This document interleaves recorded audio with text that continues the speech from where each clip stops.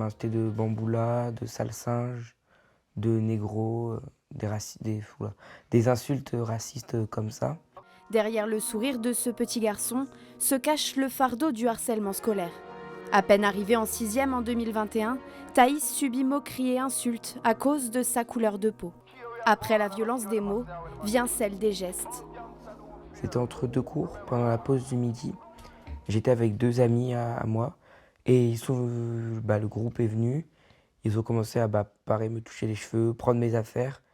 Ensuite, ils m'ont attrapé le bras, ils m'ont tiré par terre. Ils ont pris mes affaires et ils ont été les mettre dans les toilettes. Et puis après, il y a la surveillante qui est venue, qui a tout vu. Elle a rien fait, elle m'a juste dit d'aller chercher mes affaires dans les toilettes. Désemparé et physiquement blessé, il raconte alors tout à ses parents. Malgré les alertes lancées à l'établissement et les dépôts de plainte, les intimidations continuent. Effrayée, Thaïs tente de mettre fin à ses jours. Le moment où tout bascule pour sa maman, qui décide de le retirer du collège pour le mettre en sécurité.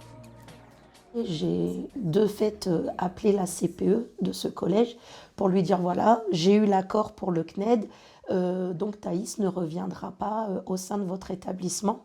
La réponse de la CPE, écoutez, je pense que c'est une bonne chose parce que j'aurais pas été en mesure de le protéger. Le pire, c'est que c'est un peu la double peine. C'est que, en fait, vous avez votre enfant qui est victime de harcèlement et vous êtes victime aussi d'abandon de la part du système éducatif. Pendant 4 ans, elle met sa vie entre parenthèses pour lui faire l'école à la maison.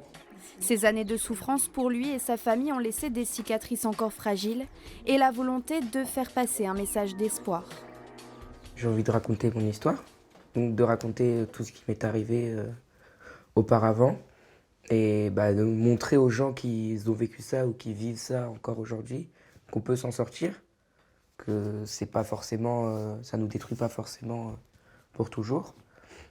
Et puis je veux montrer aussi que, ils sont pas seuls. Il aura fallu du temps pour sortir de l'engrenage destructeur du harcèlement scolaire. Aujourd'hui, Thaïs est un lycéen intégré et épanoui grâce au soutien de ses parents et à sa résilience.